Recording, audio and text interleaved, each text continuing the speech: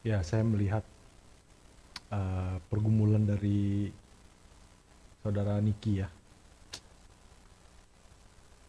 Em, buat apa namanya? Ya buat orang-orang yang berdagang dan tiap hari bergantung pada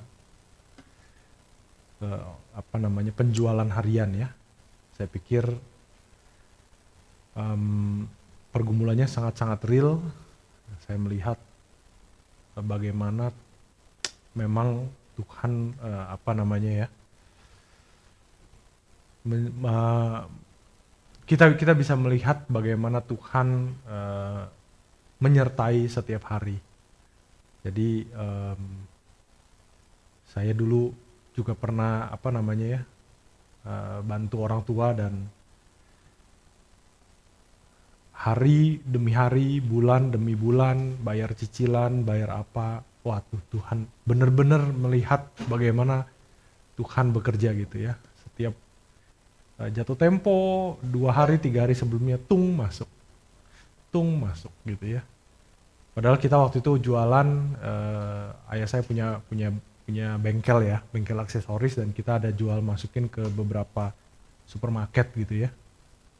Dan eh, tempatnya kecil ya, tempatnya cuman supermarket pun cuman dikasih tempat sedikit untuk jualan aksesoris mobil kan. Jadi memang nggak banyak. Dan setiap bulan kita stok opnam, jadi titip jual, konsinyasi ya. Jadi tiap hari kita harus stok opnam, apa tiap bulan, habis itu masukin tagihan, bulan depan dia bayar. Selalu begitu. Jadi apa namanya, ya itu masa-masa yang sulit, tapi saya melihat justru di saat-saat itu saya waktu itu belum menikah ya, rajin sekali ke gereja jadinya, doa pagi dan segala macam gitu ya. Memang kadang-kadang Tuhan kasih kesulitan supaya kita datang mendekat ya. Iya. Oke, hari ini kita bahas ini bagian ke-5 ya, masih ada satu bagian lagi di Matius 21. Kita buka Alkitab kita. Ya, kita baca Matius 21 dari ayat 28 sampai 32. Matius 21 ayat 28 sampai 32. Saya bacakan ya. Tetapi apakah pendapatmu tentang ini? Seorang mempunyai 2 anak laki-laki. Ia pergi kepada anak yang sulung dan berkata, "Anakku, pergi dan bekerjalah hari ini dalam kebun anggur." Jawab anak itu, "Baik Bapa." Tetapi ia tidak pergi. Lalu orang itu pergi kepada anak yang kedua dan berkata demikian juga. Dan anak itu menjawab, "Aku tidak mau." Tetapi kemudian ia menyesal lalu pergi juga. Siapakah di antara kedua orang itu yang melakukan kehendak ayahnya? Jawab mereka, "Yang terakhir." Kata Yesus kepada mereka, "Aku berkata kepadamu, sesungguhnya pemungut-pemungut cukai dan perempuan-perempuan sundal akan mendahului kamu masuk ke dalam kerajaan Allah.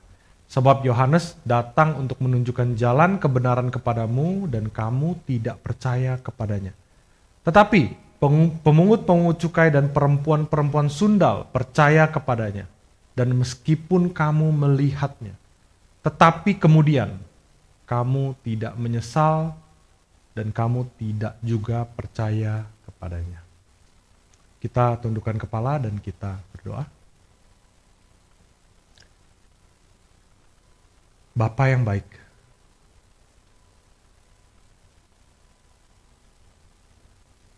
sebentar kami ingin mendengarkan firman-Mu. Berkata-katalah kepada kami. Roh Kudus hadirlah, masuk ke dalam hati kami. Karena kami tahu tanpa Engkau, kami tidak mengerti. Tanpa Engkau, firman ini hanya menjadi kata-kata yang baik, pengetahuan yang baik, dan tanpa berarti apa-apa. Hidup kami tidak akan pernah berubah. Roh Kudus bekerjalah di dalam hati kami.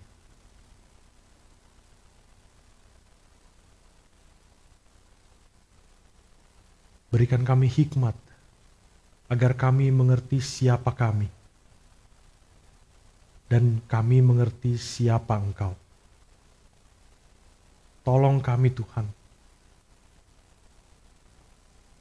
pakai hamba-Mu ini, untuk menyampaikan kebenaran firman-Mu, untuk menunjukkan jalan kepada kami semua. Dan hamba-Mu berdoa untuk roh-roh yang mengganggu jalannya pemberitaan firman ini.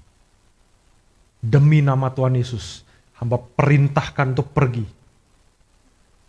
Keluar dari tempat ini. Dalam nama Tuhan Yesus.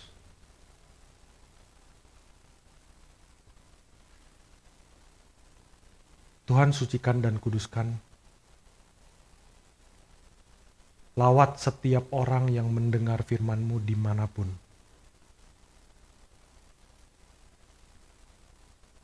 Kami serahkan hanya di dalam nama Tuhan Yesus Kristus. Amin.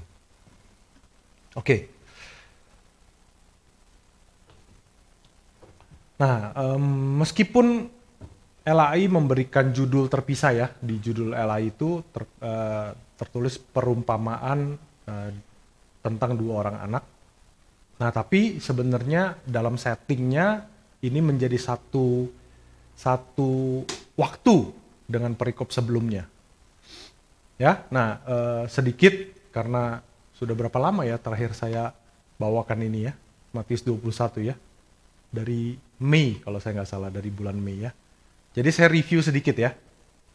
Ada apa sih Matius 21 ya? Matius 21, ya kalau bisa buka Alkitab lebih baik ya, bisa di-scroll. Matius 21, perikop pertama, Yesus dielulukan di Yerusalem. Itu adalah, kita bilang coronation, penobatan Yesus sebagai raja, menjadi raja ya. Nah, kita ingat waktu itu dia tinggal di, saya percaya dia tinggal di Betania, ya, rumah Marta dan Maria. Kemudian dia masih ingat mengutus murid-muridnya ketika dia berjalan ke Yerusalem, mengutus murid-muridnya ambil keledai di Betfage ya, habis itu ke Yerusalem. Nah, ketika di Yerusalem dia dielulukan ya, Hosana anak Daud, betul? Nah, ini kita lihat bagaimana dia dinobatkan menjadi raja, Yesus dinobatkan jadi raja, tetapi penobatannya berbeda dan bahkan berbanding terbalik dengan raja-raja yang ada di dunia. Ini penobatan yang humble, yang sangat-sangat sederhana. Ya, orang raja-raja lain pakai kuda, menunjukkan keperkasaan dan wibawa gitu ya, biasa kuda putih atau kuda hitam, bener ya. Tapi Yesus malah pakai keledai. Di mana keledai ini melambangkan satu kerendahan hati, satu kelembutan, ya banyak yang bilang keledai ini binatang bodoh, tetapi ketika ditunggangi oleh seorang raja, maka kita melihat satu kerendahan hati, ya, satu kerendahan. Nah ini raja-raja lain pakai karpet merah, red carpet, tapi raja yang ini melewati apa? Pakaian-pakaian bekas dan daun-daun ya. Dimana kita mengerti pakaian, waktu itu saya ada jelaskan pakaian bekas melambangkan orang yang meletakkan pakaiannya, membuka pakaiannya dan meletakkan itu artinya apa? Artinya dia mau submit kepada orang yang lewat, yang menginjak pakaiannya.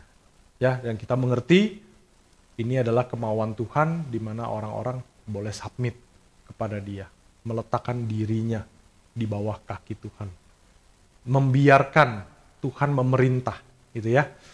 Maka orang-orang percaya yang menyerahkan dirinya, meletakkan hatinya kepada Tuhan, membiarkan Tuhan memerintah di dalam hatinya, itulah yang menobatkan Tuhan menjadi raja. Oke? Kemudian perikop kedua adalah menyucikan bait Allah ya. Bahasa Inggrisnya keren ya, purging the temple ya, di purge. Ya kalau kayak mesin, ya saya dulu pernah punya mesin diesel di purging ya. Berarti begitu di purging, kasih cairan, semua kerak-keraknya dibilas lah ya. Diapain namanya? Ya dibilas di ini ya. Jadi kerak-keraknya itu keluar semua.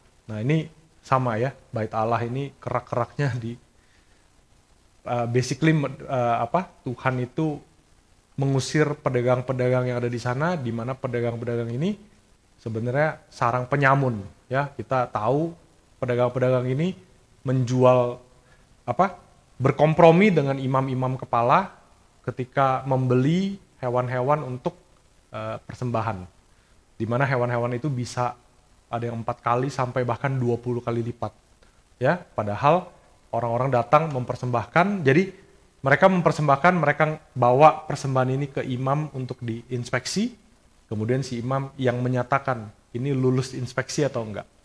Dan ketika mereka kerja sama pedagang, dibilangnya enggak, ini cacat.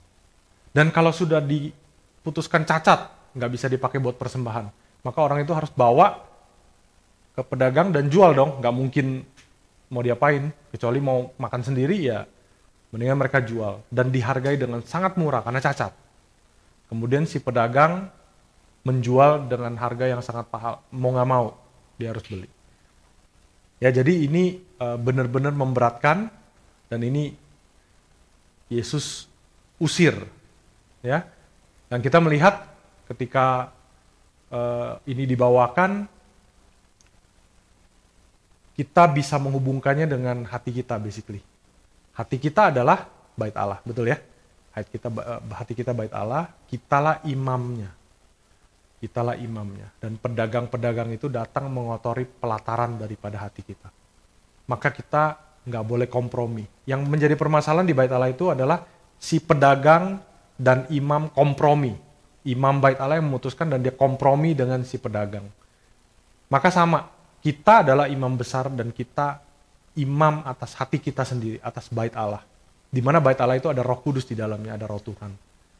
Ketika kita kompromi, ya habis. Maka perlu disucikan lagi. Ya, di dalam perjalanan orang percaya, saya rasa semua kita mengalami ini, kompromi. Tapi it's okay. Bersihkan lagi, serahkan lagi kepada Tuhan, bersihkan lagi, usir lagi, nanti kompromi lagi, usir lagi, karena memang itu kerjaan setan, emang datang terus, ya. Kemudian kejadian berikutnya, perikop berikutnya adalah mengutuk pohon ara ya. Kita tahu secara kronologis Yesus itu dari Betania, pagi-pagi dia ketemu pohon ara dulu. Ya, ini di Markus, kemudian baru ke bait Allah, ya. Pas dalam perjalanannya ke bait Allah dia mengutuk pohon ara karena dia lapar. Masih ingat? Kenapa Yesus bisa lapar? Karena nggak makan paginya, gitu. Simple ya. Kenapa bisa nggak makan? Nah ini di sini banyak penafsiran, tapi memang saya mendapati bahwa waktu itu saya angkat mengenai tradisi daripada Israel, di mana Israel itu waktu itu, zaman itu sangat-sangat mementingkan sarapan. Kenapa? Karena mereka sangat miskin, ya, dan mereka terkadang cuma bisa makan sarapan, nggak makan siang. Maka sarapan harus makan dengan full. Oke ya, wah, Bro Mike itu mah spekulasi, gitu ya. Well bisa jadi, tapi dicatat di Alkitab yang lapar cuma Tuhan. Cuma Yesus yang lapar. Murid-muridnya enggak. Yang lapar dan mencari buah dari pohon ara itu cuma Yesus. Murid-muridnya enggak. Terus, maka saya menafsirkan bahwa yang lapar, yang skip breakfast cuman Yesus. Dan menariknya Yesus membawa satu perumpamaan ini menjadi satu simbol. Ya, kita tahu pohon ara di zaman itu beda sama pohon-pohon lainnya yang sekarang ada. Pohon ara itu berbuah dulu baru berdaun. Jadi ketika dari jauh kita melihat pohon ara berdaun, artinya apa? Pasti sudah ada buahnya. Tetapi pohon ara ini mungkin cacat. Ya, ada daunnya, maka Yesus mencari buahnya dan nggak temuin. Dan di sini pohon ara dikutuk. Saya pikir ini satu-satunya berkat yang negatif dari Tuhan ya, dikutuk pohon ara ini. Dan sebenarnya kita tahu ketika kita melihat ada bait Allah yang dikutuk, bait Allah itu menjadi pohon ara itu menjadi simbol dari apa? Dari bait Allah. Bait Allah apa harusnya? Harusnya dia berdaun, betul ya? Membawa kedamaian, membawa kelegaan, tetapi malahan nggak ada buahnya. Nggak ada buahnya. Hari ini lihat Brother Nicky ya, kita bisa melihat pergumulannya dan saya melihat bagaimana buahnya mulai keluar. Ya, dan biarlah hidupmu Bang bisa jadi berkat ya. Jangan kayak pohon ara berdaun. Basically ini kan waktu itu saya bilang ini orang Kristen yang aktif, sibuk di gereja, tapi keluar gereja beda. Ya, parkir aja berantem gitu ya. Dagang curang. Tapi di gereja jadi majelis. Ya. Jemaat lain ya. Nggak tahu di mana. Oke ya. Nah ini mengutuk pohon ara. Setelah mengutuk pohon ara, kemudian Yesus jadi mengutuk pohon ara ke bait Allah, kemudian kembali murid-murid melihat pohon ara ini layu. Ya, selesai. Besok paginya datang. Nah, saya mau kita sama-sama baca Matius 21 dari ayat 23, kita lihat aja sekilas. Karena ini masih satu waktu, satu momen yang sama. Satu momen yang sama. Ya, jadi keesokan harinya Yesus datang lagi ke bait Allah. Setelah disucikan, Yesus datang lagi ke bait Allah dan dia mengajar di situ. Ya, kemudian imam-imam kepala dan orang Farisi datang dan bertanya kepada Yesus.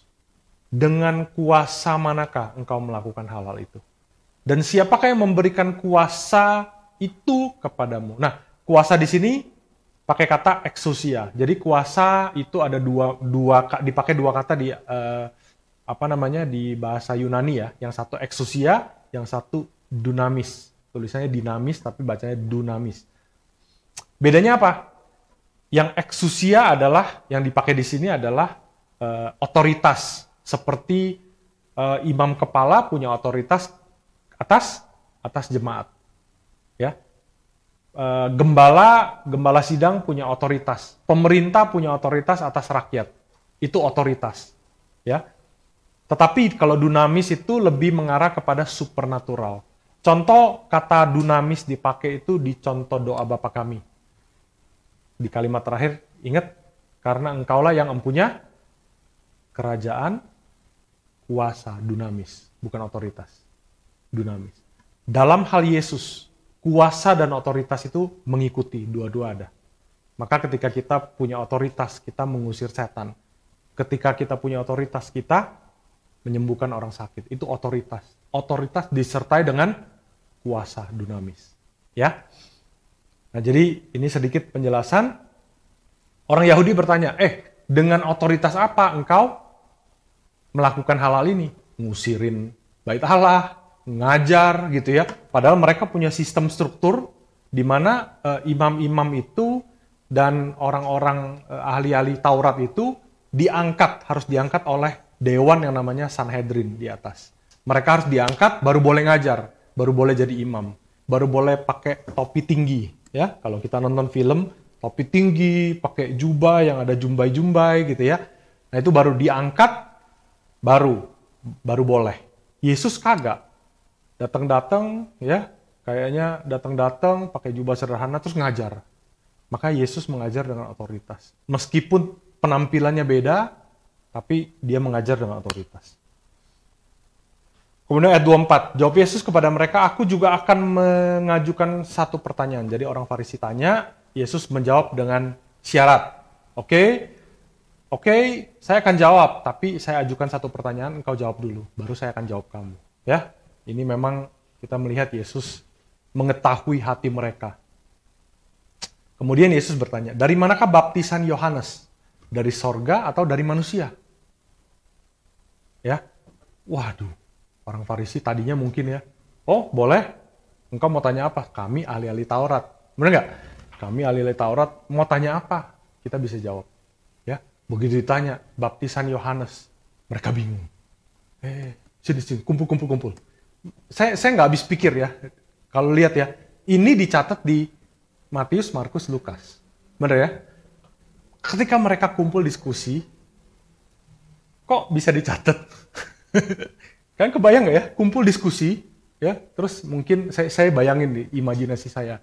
Terus Matius kan mungkin pemungut cukai gitu ya, datang, saya lihat film The Chosen, dia mungkin agak pendek gitu ya, mungkin nongol dari bawah gitu. Oke, catat, dengerin, ya.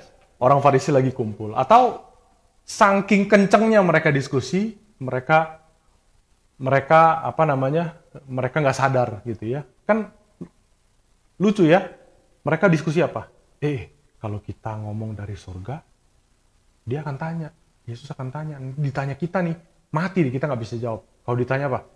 Kalau gitu kenapa kita nggak percaya? Kalau Yohanes kita tahu dari surga, terus kita nggak percaya, iya, nama kita yang jelek, nggak bisa. Tapi kalau kita bilang dari manusia, mati juga kita, ditimpuk sama orang-orang banyak. Karena di situ ada orang banyak ya, mati juga kita. Jadi gimana? Wah, mereka bincang-bincang kan?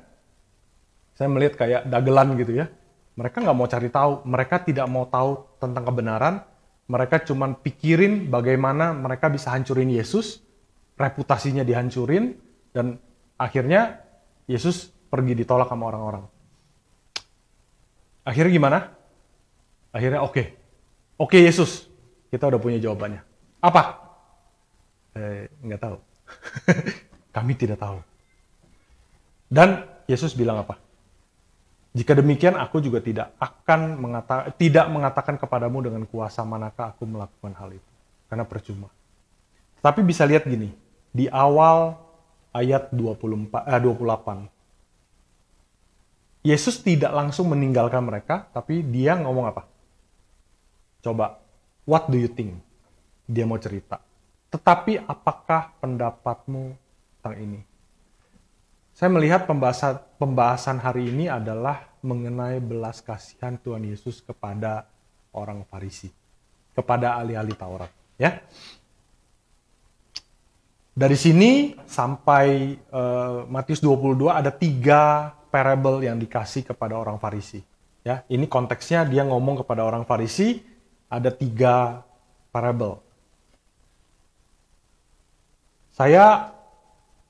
Kita ingat ya, untuk orang-orang Farisi sejak dari Matius 12 masuk ke Matius 13 adalah perumpamaan yang diceritakan oleh Yesus, dicatat oleh Matius ya. Nah, sejak saat itu Yesus sudah tidak lagi ngajarin orang Farisi. Dia cuma ngajar kasih perumpamaan. Kenapa perumpamaan? Ada beberapa hal tentang perumpamaan Yesus. Pakai kata parabelo ya, parabelo. Parabelo ini adalah sebuah cerita tentang kerajaan sorga. Cerita tentang hal-hal sorgawi memakai cerita dari atau konteks tentang di dunia. Nah, waktu itu ceritanya parable ini selalu menceritakan kegiatan sehari-harinya orang Israel zaman itu. Maka ketika kita mendengar cerita zaman ini ya, kita harus mengaitkan dengan kegiatan di zaman itu. Contohnya, perumpamaan tentang penabur. Zaman itu memang di Israel banyak yang melakukan kegiatan menabur. Banyak yang sebagai petani, maka menabur. Ketika Yesus cerita, gampang banget. Cerita itu langsung dimengerti dan diingat. Kenapa? Tiap hari kerjain ini. Masuk akal, masuk logika.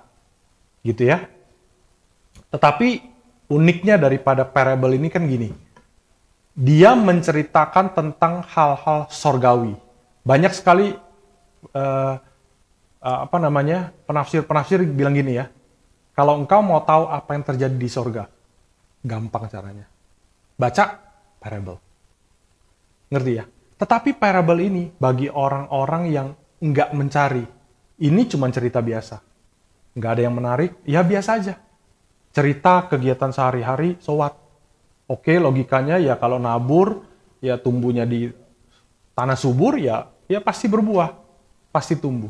Kalau di semak-semak ya pasti mati. Betul nggak? Kalau di tanah batu ya pasti mati. Satu saat. Bener ya? Jadi ya di tanah keras, diinjek-injek ya pasti. Ngerti ya? Tapi hubungannya dengan kerajaan sorga itu hanya dibukakan bagi orang-orang yang punya hati dan yang mau mencari sungguh-sungguh. Ini parable. Jadi kalau kalian ada yang tidak ngerti, berdoalah, sungguh-sungguh cari. Tuhan akan bukain dan kalian akan amazed bagaimana Tuhan bukain. Ya, saya pribadi mengalami ketika mencari apa, habis itu begitu ya, ada aha moment, Ya, saya melihat istri saya juga pernah tiba-tiba dia cerita, Mike, sekarang gua ngerti yang ini. Oh, ini tuh artinya begini ya, begini gitu ya. Terus saya dengan sedikit sombong dalam hati, kemana aja lu gitu ya. Tapi itu cara Tuhan bekerja gitu ya. Itu cara Tuhan bekerja. Tuhan sudah membukakan kepada saya mungkin lebih dulu ya. Terus kemudian dibukakan kepada si Eli istri saya dan dia dapat aha moment itu. Dan ingat-ingat aha moment itu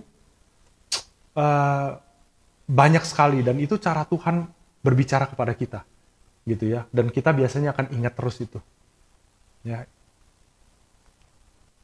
Nah, untuk parabelo ya. Ingat, parabelo ini adalah tentang kerajaan Allah, tentang hal-hal sorgawi yang ada di bumi yang disampaikan dengan cerita kegiatan sehari-hari, ya. Ini parabelo. Maka kita coba lihat perumpamaan yang disampaikan Yesus kali ini ya. Yang pertama, dari 3 ya, di ayat 28. Nah, mungkin bisa ditampilin slide-nya, ayatnya bisa ditampilin, supaya kita bisa sama-sama menyimak. Tetapi apakah pendapatmu tentang ini? Seorang mempunyai 2 anak laki-laki. Ia pergi kepada anak sulung dan berkata, "Anakku, pergi dan bekerjalah hari ini dalam kebun anggur."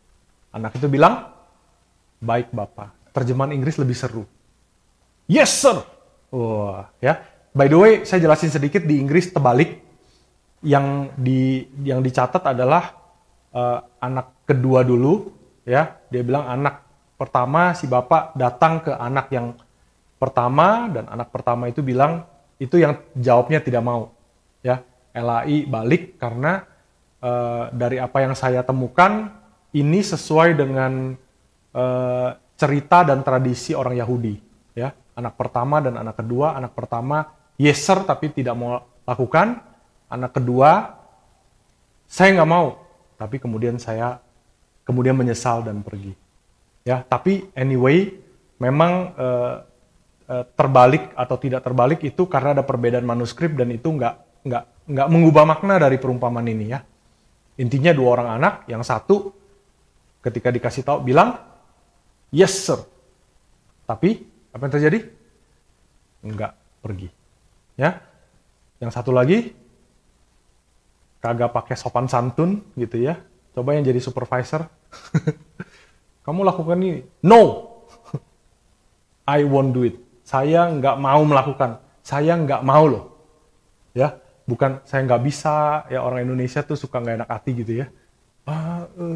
Saya nggak tahu sir, saya nggak bisa gitu ya. Yang ini nggak, yang ini tugas. Papa, ya, saya ngebayangin mungkin Niki ngomong sama Judea gitu ya. Papa, anakku Judea, bantu papa di masak. Saya tidak mau. Ya, kebayang nggak ya? Ini anak kurang ajar gitu ya. Sama di cerita ini begitu, kesannya begitu. Si bapak meminta anaknya untuk bekerja di ladang anggur. Dia bilang, I don't want. Ya, ini rebellious, ya, berontak. Tetapi akhirnya dia menyesal. Kemudian menyesal dan kemudian dia melakukan. Saya merenungkan hal ini gitu ya. Nah, saya melihat seringkali kita jadi anak yang pertama, seringkali kita jadi anak yang kedua, benar ya? Ya, seringkali kita bilang sir, yes sir, yes sir, ya. Segala begitu dibukain di mimbar, ada firman, ada khotbah atau lihat khotbah lain, waduh, saya harus begini, saya harus begini, saya harus begitu. Banyak janji, banyak komitmen. Oke, siap Tuhan, gitu ya. Habis itu, hilang, lupa, menguap. Akhirnya, seminggu lewat, 2 minggu lewat, sebulan lewat, 2 bulan lewat, setahun lewat, nggak ada, nggak ngapa-ngapain juga, nggak berubah, nggak ada yang berubah. Tapi seringkali kita bilang nggak mau, Tuhan, mana mungkin, ibadah hari Minggu, mana mungkin, nggak bisa. Tetapi akhirnya ia menyesal gitu ya, jadi cocok nih, jadi cocok, ia menyesal. Nah, kemudian Yesus bertanya kan, siapakah di antara kedua orang itu yang melakukan kehendak ayahnya? Jawab mereka yang terakhir, yang kedua. Ya, tentu saja ini obvious, ini udah tahulah jawabannya. Tetapi menariknya, Yesus langsung berkata lagi kepada mereka. Nggak stop sampai di situ. Yesus berkata kepada mereka, aku berkata kepadamu, sesungguhnya pemungut-pemungut cukai dan perempuan-perempuan sundal akan mendahului kamu masuk ke dalam kerajaan Allah. Ayat 32, sebab Yohanes datang untuk menunjukkan jalan kebenaran kepadamu dan kamu tidak percaya kepadanya. Tapi pemungut-pemungut cukai dan perempuan-perempuan sundal percaya kepadanya dan meskipun kamu melihatnya, tetapi kamu tidak menyesal dan kamu tidak juga percaya kepadanya. Kira-kira dari sini kita udah dapat gambaran. Sang ayah menggambarkan siapa? Allah ya, pasti ya. Kebun anggur, dunia mungkin, tapi itu dilambangkan dengan apa? Pekerjaan Allah nih. Mana tuh logonya ya? Ladang yang sudah menguning suruh kerja, ya. Sama kebun anggur juga suruh kerja. Yaitu apa? Melakukan kehendak Allah. Lalu kita melihat anak pertama yang bilang iya tapi menolak. Gambarin siapa? Mewakili siapa itu? Orang-orang Farisi. Kan Yesus ngomong sama orang Farisi. Ya. Anak yang kedua digambarkan yang nggak mau, menolak, kemudian mereka menyesal dan kemudian kerja. Itu menggambarkan itu yang Yesus bilang kan? Siapa? Pemungut-pemungut cukai dan perempuan-perempuan sundal. Perempuan sundal itu basically memang bisa beneran pelacur, ya, pakai Inggrisnya pakai kata harlot, tapi di bahasa Yunani pakai kata idolatress. Idolatress itu bisa berarti penyembah berhala. Ya, kita tahu bangsa Israel dilambangkan seperti pelacur. Ya, mau baca di kitab Hosea kan, Gomer jadi Israel gitu ya. Udah memang profesinya pelacur, dikawinin sama Hosea, melacur lagi. Gitu ya. Itu bangsa Israel. Intinya pemungut cukai itu apa? Pemungut cukai apa? Kok cuman pemungut cukai dan pelacur? Basically cuman 2 kategori orang itu di dunia. Kalau kita bisa pikir baik-baik ya. Kita renungkan baik-baik ya. Siapa sih pemungut cukai? Kalau kita lihat tradisi pemungut cukai, kita mengerti gini. Pemungut cukai itu dikasih target sama Romawi. Lu palak teman-teman lu bayar pajak. Terus dia bilang gini, yang menarik kan, buat saya yang jahat gitu ya, lebih buat lu. Waduh. Orang Yahudi, karena memang manusia berdosa juga, dia ngambil lebih. Lebihnya berapa kali? Ada yang menafsirkan lebih 4 kali lipat. Dibutuhkan sama Romawi 1, Tapi dia malaknya 4 kali. Mungkin ada yang lebih kali. Ya, lihat Zakheus kaya banget gitu ya. Mungkin ada yang lebih. Jadi nggak tanggung-tanggung. Sekalian aja. Karena kenapa? Mereka udah dijahatin. Ya. Semua orang Israel memandang mereka tuh rendah, pemungut cukai itu. Ya, lu mandang gue rendah, gue habisin. Bener ya? Kebayang nggak kita jadi pemungut cukai gitu ya? Tapi yang saya mau sampaikan gini, pemungut cukai itu berarti kita bisa bilang gini, orang yang mengambil lebih daripada apa yang seharusnya. Bener ya? Bener ya? Terus saya lagi mikir, kalau gua makan all you can eat, wah cilaka, saya pemungut cukai. Ngerti ya? Saya makan apa lebih dari apa yang saya butuhkan, makanya gendut gitu ya. Jadi ya nggak boleh kemarin ada siapa? Saudara yang bilang, waduh kapok saya, aice, ya all you can eat. Kenapa? Terlalu kembung, terlalu kenyang, sampai nggak bisa nyetir katanya gitu ya. Ya bertobatlah engkau ya, pemungut cukai itu. Ya, oke. Itu pemungut cukai. Maka basically pemungut cukai adalah orang yang rakus. Siapa yang nggak pernah rakus? Siapa yang nggak pernah rakus? Nggak ada. Rakus semua ya, nggak ada yang angkat tangan ya. Pemungut cukai. Pemungut cukai. Terus siapa yang jadi harlot? Pelacur. Perempuan sundal ditulisnya ya. Tapi basically pelacur adalah idolatris, penyembah berhala. Siapa yang nggak pernah nyembah berhala? Jadi kategori orang yang dianggap yang kedua ya, anak kedua atau anak bungsu di LAI ditulis adalah orang-orang yang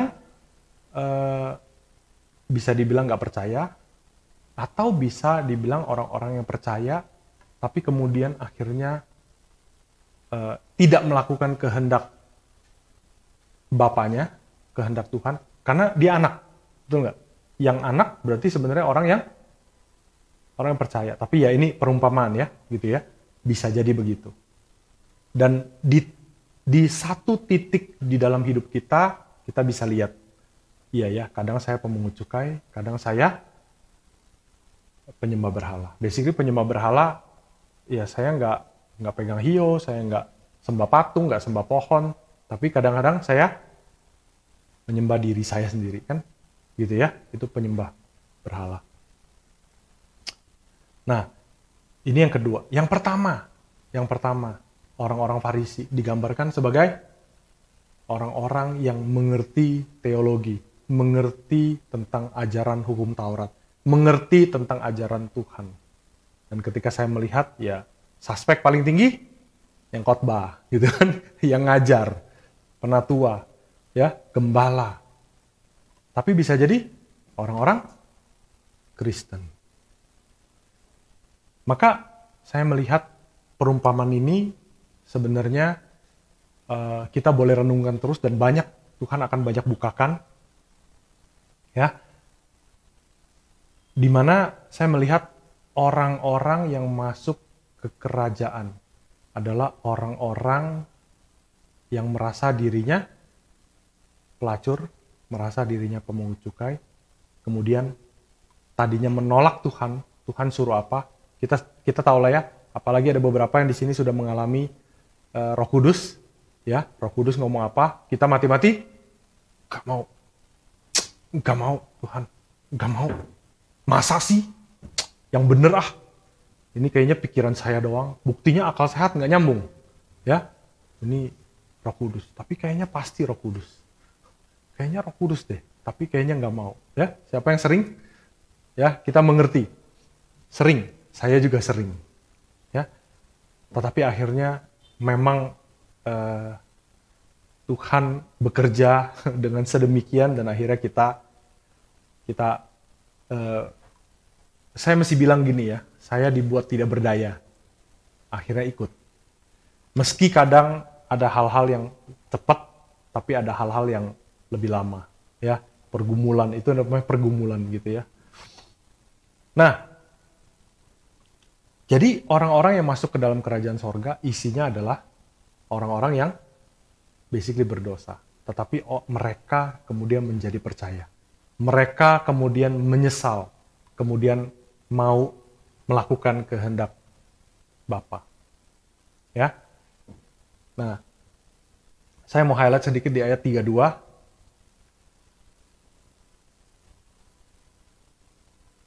Yesus menegur orang-orang Farisi dan dia bilang di ayat 32 gini, sebab Yohanes datang untuk menunjukkan jalan kebenaran. Ini dibandingkan dengan Yohanes Pembaptis karena mengacu dari pertanyaan Yesus yang pertama kepada si orang Farisi. Dengan kuasa manakah Yohanes Pembaptis? Maka dibilang Yohanes datang menunjukkan jalan kebenaran. Kalian tahu jalan kebenaran apa? Siapa jalan kebenaran? Ya, Yesus. Jadi kalau ditanya, sebenarnya Yesus jawab di sini. Jalan kebenaran adalah saya. Ketika Yohanes ketemu Yesus, dia bilang, inilah anak domba Allah. Saya hanya utusan dan yang inilah raja yang akan datang itu. Betul ya? Yang membuka kasutnya aja saya nggak layak. Itu Yohanes. Yohanes menunjuk kepada Yesus. Maka dilanjutkan, kamu, para orang Farisi, tidak percaya kepadanya. Tetapi pemungut-pemungut cukai dan perempuan-perempuan sundal percaya kepadanya. Percaya kepada Yohanes. Percaya dan akhirnya karena percaya dia melihat Yohanes menunjuk ke arah Yesus. Dan mereka percaya kepada Yesus. Maka orang-orang yang masuk ke dalam kerajaan adalah orang-orang yang percaya. Tetapi bukan hanya percaya pakai mulut, tapi percaya dan kemudian kepercayaan itu dapat dibuktikan, dapat terlihat dari actionnya, dari tindakannya, dari perbuatannya. Yang apa? Yang melakukan kehendak Bapa. Dan yang menarik gini ya, kembali ke ayat 31, yang menarik gini. Orang-orang Farisi di sini, lihat ya, ini belas kasihan Tuhan. Dia cuma bilang gini, Yesus bilang gini, aku berkata kepadamu sesungguhnya pemungut cukai dan perempuan sundal akan apa? Mendahului. Jadi kalau mendahului yang di belakang masuk nggak? Hah? Yang mendahului yang di belakang masuk dong. Cuman keduluan aja. Masuknya terakhir, bener ya? Maka di sini kita bisa lihat gini ya. Yesus juga menantikan orang Farisi. Padahal dari Matius 12 kita lihat dia sudah nggak mau. Ya, bahkan Yesus di Matius 13 di salah satu perumpamaannya dikutip apa? Supaya mereka melihat, jangan. Supaya mereka mendengar, jangan. Supaya mereka tidak berbalik dan aku menyembuhkan mereka. Bener ya? Itu Tuhan sudah keras sekali di situ, nggak mau lagi. Stop. Tetapi inilah Tuhan kita. Dia tetap memberikan kesempatan kepada siapapun. Siapapun. Mau perempuan sundal, mau orang yang belum percaya, mau orang yang percaya tetapi sudah tidak melakukan. Hanya lip service, yes sir, siap Tuhan tapi nggak melakukan. Dia tetap menunggu. Menunggu dan menunggu. Dan gak cuma menunggu, Tuhan kasih parable. Cerita yang bisa kita ingat. Cerita yang kita bisa renungkan. Maka ketika kita tersesat, lihat parable. Ingat, parable itu adalah cerita tentang hal sorgawi, cerita tentang kebaikan Allah. Cerita tentang bagaimana kerajaan sorga itu, kerajaan sorga itu seperti apa. Parable. Dan itulah Tuhan kita.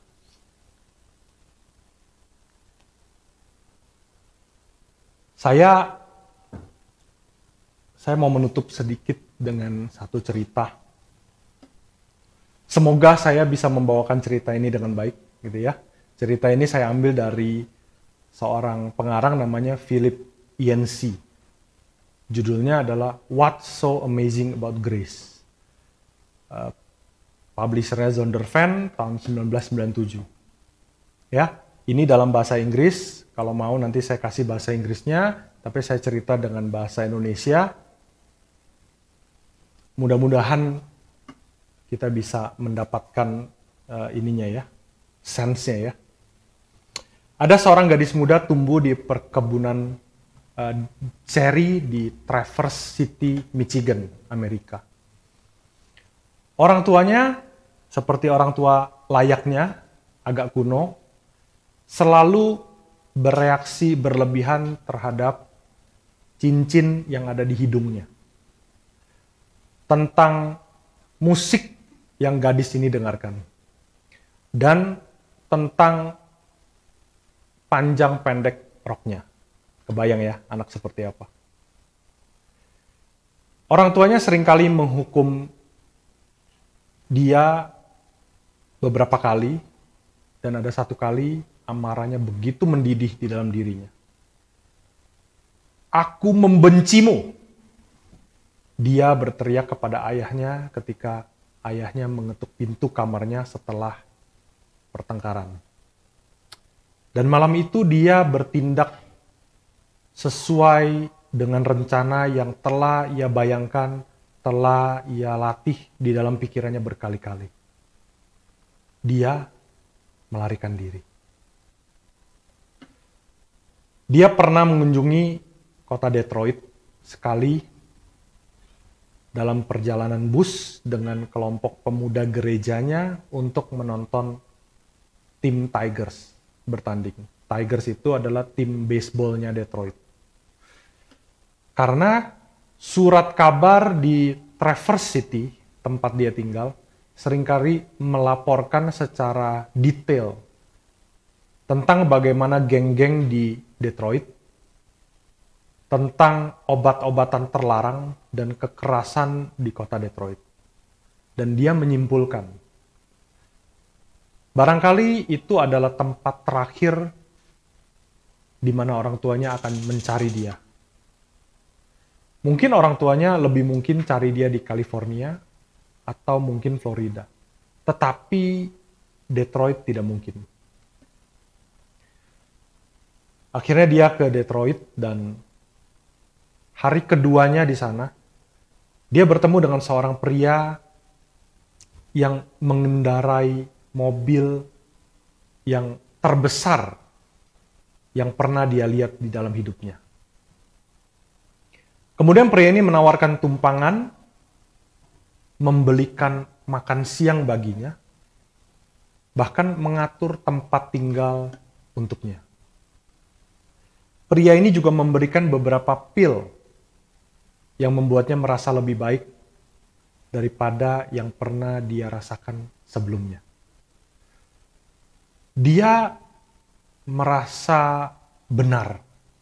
Selama ini dia merasa inilah yang benar.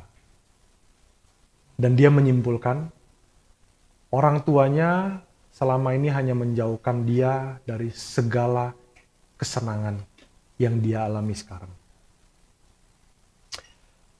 Kehidupan yang baik berlanjut selama sebulan, 2 bulan, setahun. Pria yang memiliki mobil besar tersebut, dia memanggilnya bos. Mengajari dia tentang beberapa hal yang disukai pria. Karena dia di bawah umur, maka pria-pria membayar mahal untuknya. Dia tinggal di penthouse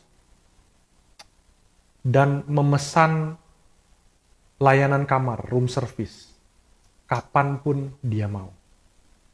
Kadang-kadang dia mengenang kembali tentang rumahnya, tetapi sekarang kehidupan mereka, orang-orang di rumahnya, tampak begitu membosankan. Sehingga bahkan dia hampir tidak percaya bahwa dia pernah dibesarkan di sana.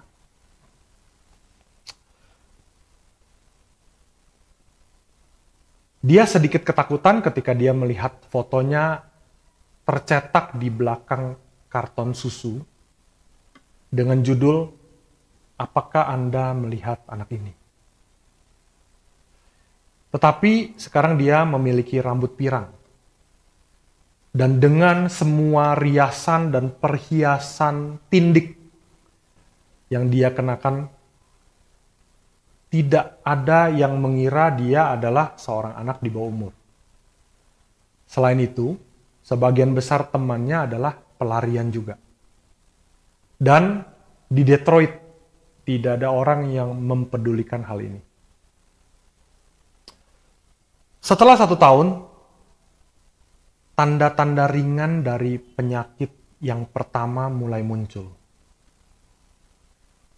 Dan dia kemudian terkejut betapa cepatnya sang bos berubah. Sekarang kita tidak bisa main-main lagi, kata bosnya. Dan sebelum dia menyadarinya, dia sudah berada di jalan tanpa sepeser uang pun. Dia masih melakukan beberapa trik untuk beberapa malam. Tetapi para pria tidak lagi membayar banyak. Dan semua uangnya digunakan untuk membiayai kebiasaannya. Saat musim dingin tiba, dia mendapati dirinya tidur di atas jeruji besi yang ada di atas selokan, yang menutupi selokan. Di luar sebuah departemen store besar. Tidur adalah kata yang tidak tepat bagi seorang gadis remaja di malam hari di pusat kota Detroit, di mana seorang gadis tidak akan pernah bisa mengendurkan kewaspadaannya. Lingkaran hitam melingkari matanya dan batuknya semakin parah. Suatu malam saat dia berbaring, saat dia berbaring sambil terjaga, dan mendengarkan langkah kaki, tiba-tiba segala sesuatu tentang hidupnya terlihat berbeda. Dia tidak lagi merasa seperti wanita yang memiliki dunia. Dia merasa seperti gadis kecil yang tersesat di kota yang dingin dan menakutkan. Dia mulai merintih. Kantongnya kosong. Dan dia lapar. Dia perlu berubah.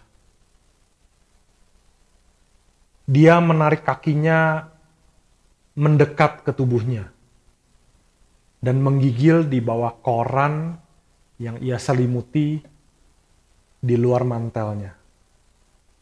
Kemudian sebuah pikiran menyentak ingatannya dan satu gambar memenuhi pikirannya. Suatu waktu di bulan Mei di Traverse City, Michigan, ketika sejuta pohon ceri bermekaran. Ditemani oleh golden retriever-nya yang berlari di antara deretan pohon-pohon ceri yang sedang berbunga mengejar bola tenis. Tuhan, kenapa aku pergi? Katanya kepada dirinya sendiri. Dan ada rasa sakit yang menusuk hatinya. Anjing saya di rumah makan lebih baik daripada saya sekarang. Dia terisak-isak dan dia tahu dalam sekejap bahwa keinginannya untuk pulang melebihi apapun yang ada di dunia. 3 panggilan telepon, 3 koneksi langsung dengan mesin penjawab. Dia menutup telepon tanpa meninggalkan pesan pada 2 panggilan pertama. Tetapi yang ketiga dia berkata, "Ayah, Ibu, ini aku. Aku berpikir untuk pulang. Saya akan naik bus ke arah kalian dan bus ini akan sampai di sana sekitar tengah malam besok. Jika kalian tidak ada di sana, saya rasa saya akan tetap ikut bus ini sampai tiba di Kanada. Butuh sekitar 7 jam untuk bus tiba di semua pemberhentian di antara Detroit dan Traverse City. Dan selama waktu itu dia menyadari kekeliruan dalam rencananya. Bagaimana jika orang tuanya berada di luar kota dan tidak mendapatkan pesannya? Bukankah seharusnya dia menunggu sekitar 1 hari lagi sampai dia bisa berbicara dengan mereka? Dan bahkan jika mereka ada di rumah, ketika mendengar pesannya, mereka mungkin menganggap dia sudah mati sejak lama. Dia seharusnya memberi mereka waktu untuk mengatasi keterkejutannya. Pikirannya kemudian bolak-balik di antara kekhawatiran itu dan kata-kata yang telah ia persiapkan ketika nanti dia bertemu dengan ayahnya.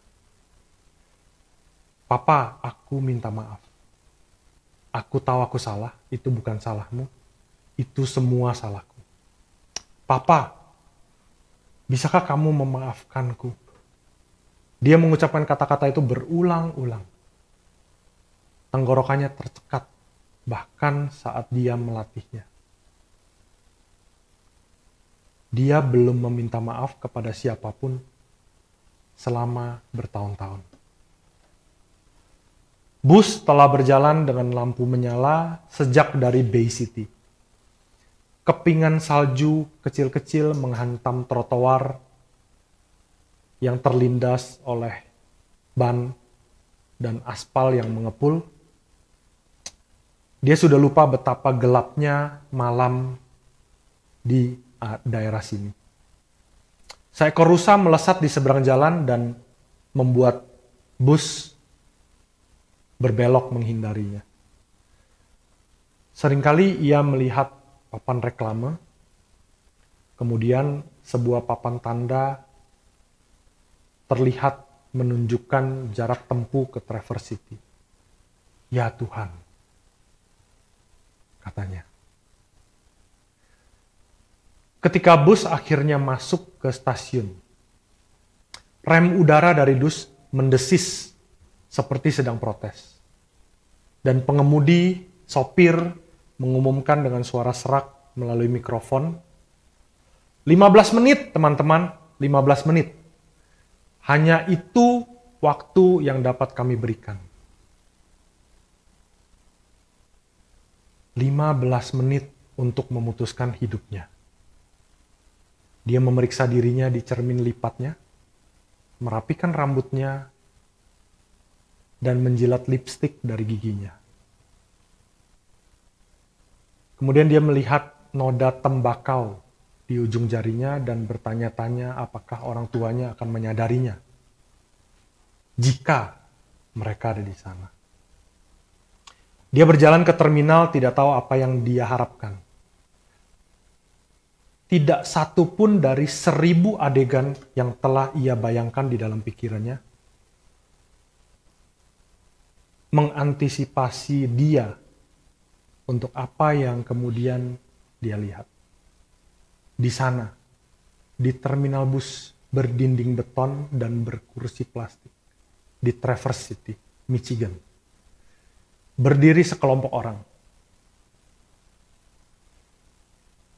Mereka adalah 40 orang.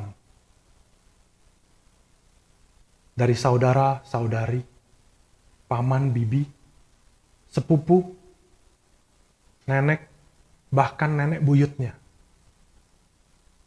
Berdiri dengan sepatu boot mereka. Mereka semua mengenakan topi pesta dan alat tiup penyorak. Dan di dinding terminal terlihat spanduk besar yang dicetak oleh komputer yang bertuliskan "Welcome home". Dari kerumunan tersebut keluarlah sosok ayahnya. Ia menatapnya dengan mata bergetar dan berair seperti merkuri yang panas. Kemudian ia mulai berpidato dengan kata-kata yang telah dia latih sebelumnya. Papa, maafkan aku.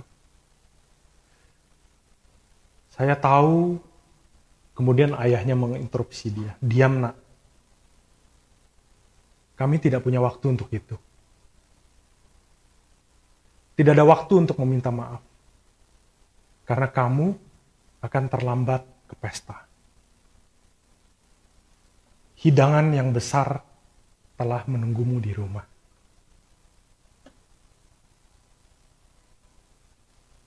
Cerita ini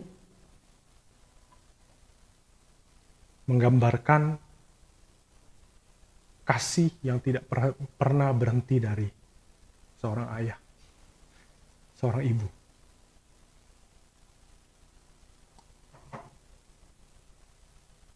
Sampai kapanpun anakmu tetap anakmu.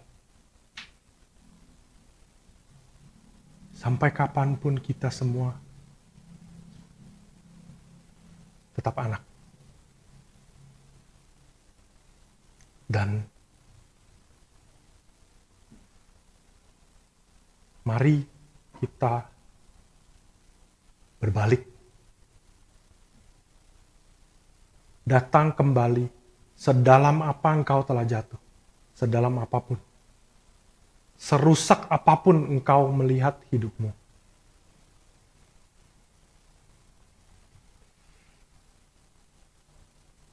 Ketika engkau merasa tidak layak, justru itu adalah saat yang tepat engkau untuk kembali. Karena Tuhan menunggumu. Dia telah mempersiapkan hidangan dan pesta yang besar untuk kita. Kembalilah. Kita berdoa. Kami bersyukur Tuhan.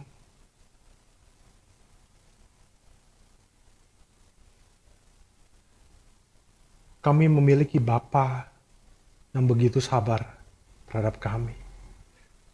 Seringkali kami berontak, bahkan dengan terang-terangan kami menolak. Kami menolak mendengarkan firman-Mu.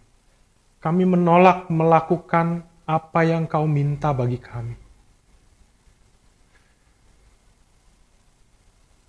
Bahkan kami sering mempertanyakan dan meragukan keberadaan Engkau. Tetapi Tuhan, Engkau tidak pernah meninggalkan kami. Engkau selalu menunggu kami untuk kami pulang.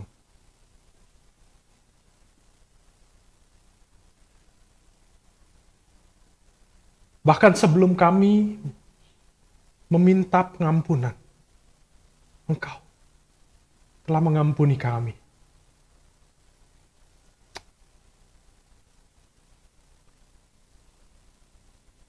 Terima kasih Tuhan. Terima kasih Tuhan. Ini kami Tuhan. Kami mau pulang.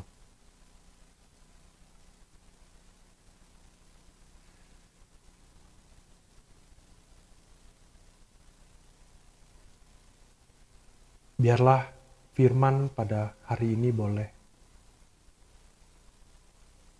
masuk ke dalam hati kami. Kami boleh mengingatnya. Sehingga kami boleh mengerti betapa Engkau ingin kami bersama-sama dengan Engkau. Terus berada di dalam hadirat-Mu. Untuk merasakan keindahan daripada kasih-Mu. Ajar kami Tuhan. Untuk menyerahkan diri kami. Pikiran kami ke dalam tangan. Di dalam nama Tuhan Yesus kami berdoa. Amin.